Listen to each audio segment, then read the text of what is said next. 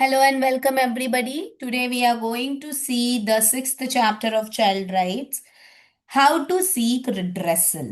ठीक है, रिड्रेसल के लिए अब ना व्हाट इज रिड्रेसल दिन मतलब आपको अगर लेजिस्लेशन बच्चों के लिए कोई भी चीज अगर आपको जरूरत है, कहीं हेल्प की जरूरत है या कौन सी पॉलिसी कहाँ है, क्या आप कर सकते हो, तो आपको लॉ कहाँ से पता चलेगा कि कौन सी चीज कहाँ है, कहाँ से आपको आइडिया होगा कि अब क्या करना चाहिए, किस चीज पर नियम है, किस चीज पे नहीं है, क्या नियम है।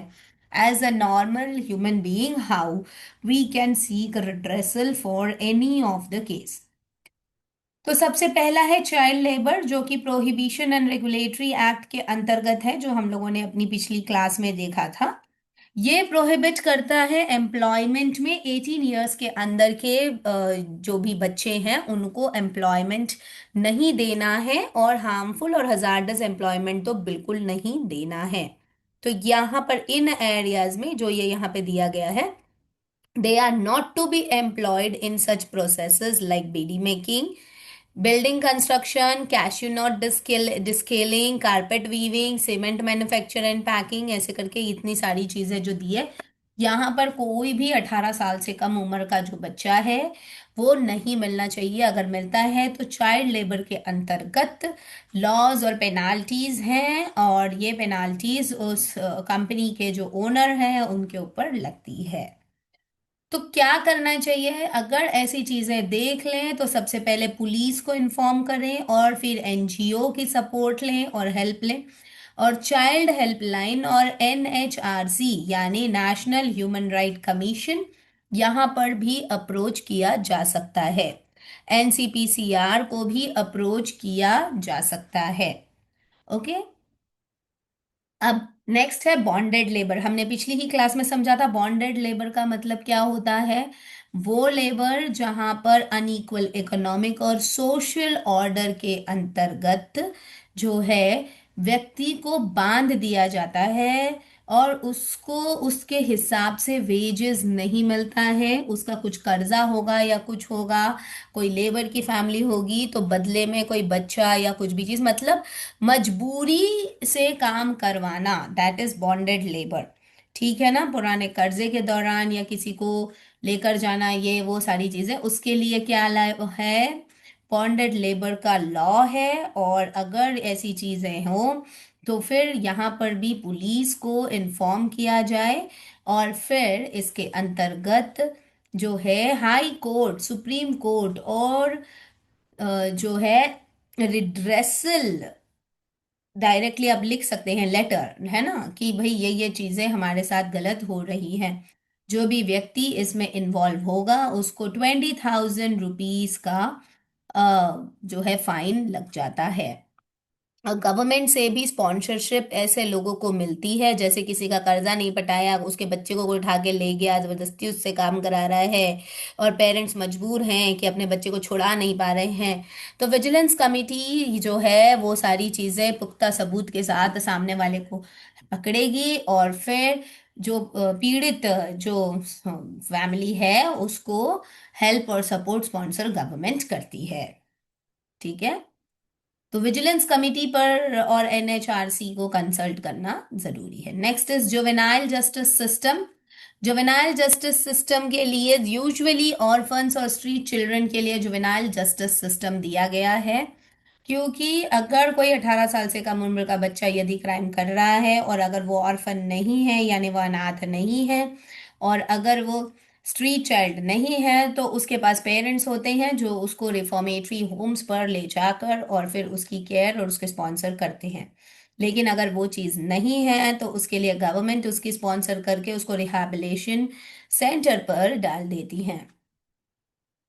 नेक्स्ट इज इसके लिए क्या लॉ है, तो यूजुअली इसका लॉ यही है कि इनको रिहैबिलिटेशन सेंटर पे डालें, जो बेंच बैठती है वहां पे मजिस्ट्रेट और डिस्ट्रिक्ट मजिस्ट्रेट्स जो होते हैं वो रिड्रेसल लिखते हैं। मतलब रिड्रेसल मतलब आपकी शिकायत कहाँ दर्ज होगी। ठीक है, तो ये शिकायत कहाँ पर दर्ज होगी, तो ये डायरेक्टली कोर्ट में ही इसकी शिकायत दर्ज होगी।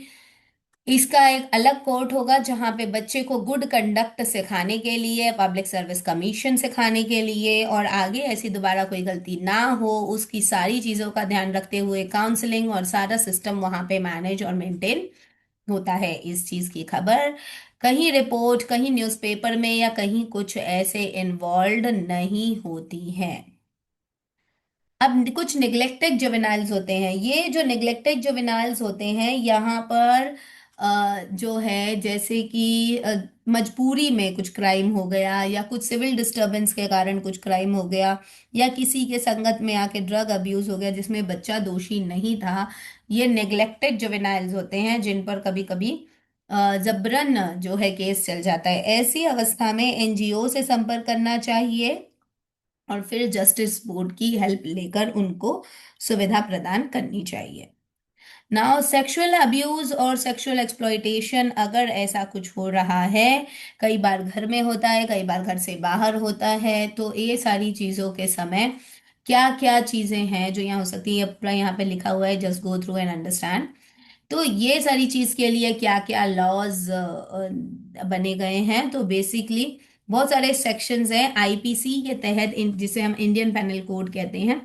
आईपीसी के तहत सेक्शन 375 जो है वो रेप वाला आर्टिकल है, 354 जो है इंसिडेंटल असॉल्ट है, 377 अननेचुरल ऑफेंसेस है, मतलब अनचाही चीजें होना, जो बिना परमिशन के जो है सेक्सुअल अब्यूज, ये सारी चीजें इस इन सारे आर्टिकल्स के अंतर्गत आती हैं। तो आईपीसी यानी इंडियन पैनल कोड के अंतर्गत इन केसेस को लिखा जाता है और इन केसेस को समझा जाता है, और इसके बाद सीधा पुलिस को संपर्क करके और इसका जो एक्ट प्रोसीडिंग है वो होता है, प्रॉपर काउंसलिंग, मेडिकल चेकअप, ये सारी चीजें होकर और फिर ये चीजें समझी जाएंगी।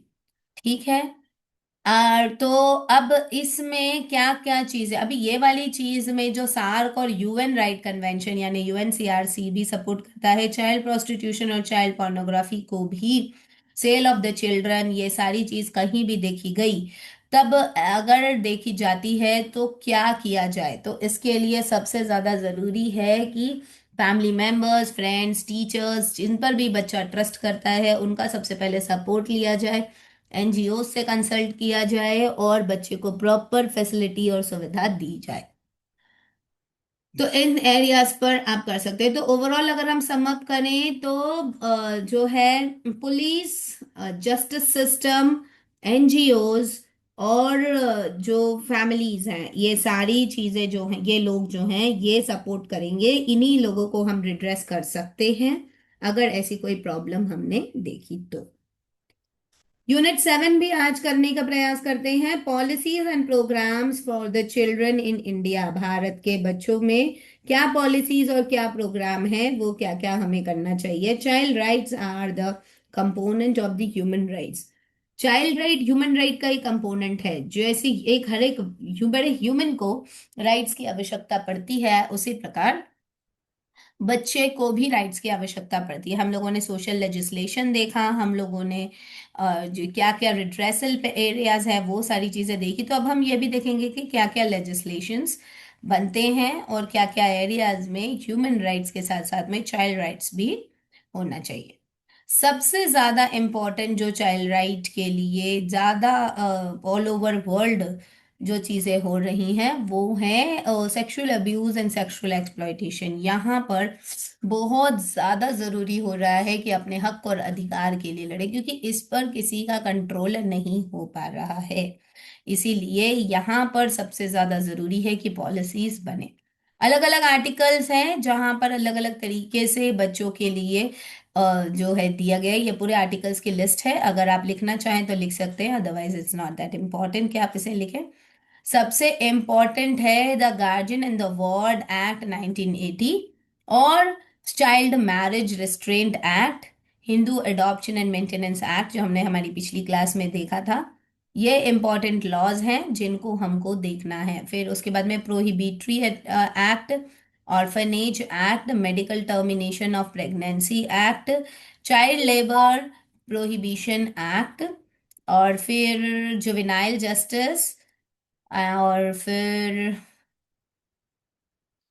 प्रीनेटल डायग्नोस्टिक टेक्निक, और ये मिसयूज, ये जो लड़की का जन्म है, जेंडर पता कर लेना कि कौन सा जेंडर है, और फिर फीमेल फिटिसाइड या इन्फेंटिसाइड होना, ये सारी चीजें जो हैं ये सब इनके लॉज हैं।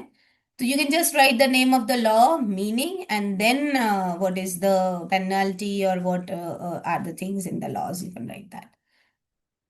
तो इस प्रकार से आप इसके नोट्स बना सकते हैं। पॉलिसीज क्या क्या है? National national policy of on the children is, it came into existence in 1974, और इसकी ऑब्जेक्टिव है कि जो पॉलिसीज हैं वो प्रोवाइड करे अलग अलग सर्विस बच्चों के लिए, और इसको सस्टेन करे।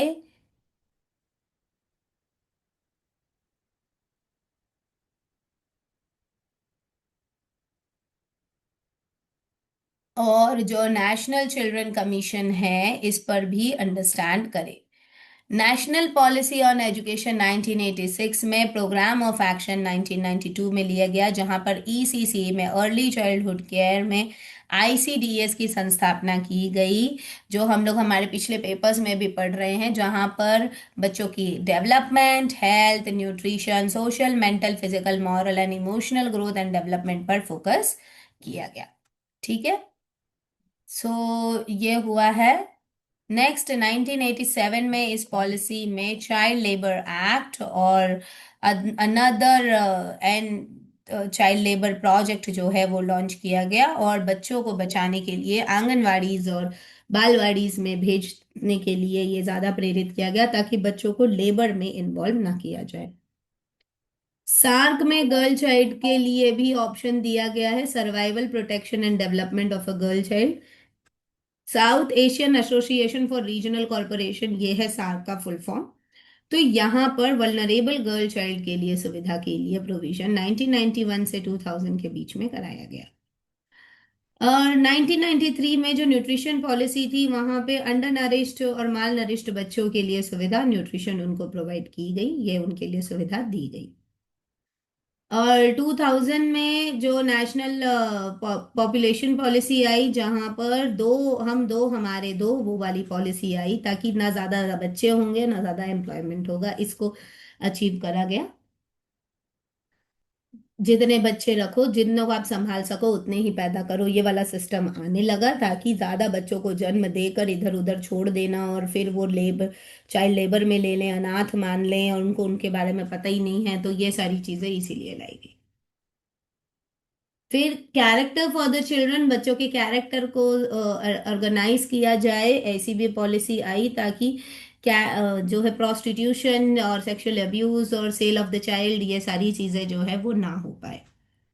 2005 में 18 इयर्स तक के बच्चों के लिए सर्वाइवल, प्रोटेक्शन और डेवलपमेंट वाला पॉलिसी लेकर आया गया, जहां पर कोई भी जेंडर का बच्चा, कोई भी class, caste, race, religion, legal status of the child, ये सारी चीजों की सुविधा और व्यवस्था देखी गई।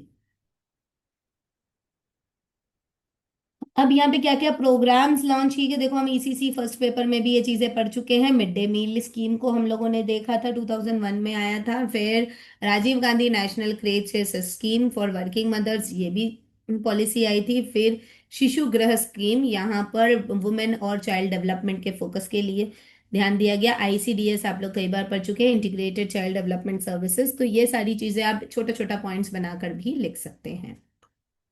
सर्व शिक्षा अभियान, इसका हमने अलग से क्लास लिया है प्रॉपर अच्छी तरीके से, you can see the video.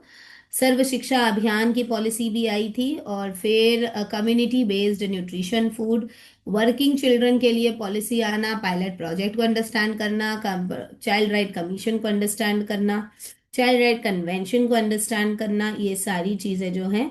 और स्ट्रीट चिल्ड्रन के लिए जो इंटीग्रेटेड प्रोग्राम है, वो सारी चीजें इसके अंतर्गत आएंगी। बस आप नाम लिख देना, ये चीजें आई हैं, और फिर हो गया, उसको एक्सप्लेन डिटेल में करने की जरूरत नहीं है। तो यहाँ पर हम लोगों ने पूरा देख लिया। Child right legislation will be seeing tomorrow.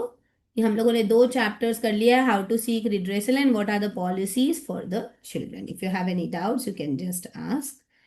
और ये इसमें ज़्यादा वो नहीं है, तो ये जल्दी से हमारा कंप्लीट हो जाएगा। आई थिंक देर आर 8 और 9 चैप्टर्स। सो इस वीक में इसको कंप्लीट करके एंगेजिंग कम्युनिटी का जितना चैप्टर होगा हम उसको स्टार्ट कर देंगे। And after my marriage, that means जो भी हमारे फैमिली में मैरिज है वो वाला कंप्लीट हो जाएगा, फिर उसके बाद हम आगे का जो टॉपिक है उसको कंटिन्यू करेंगे, ठीक है।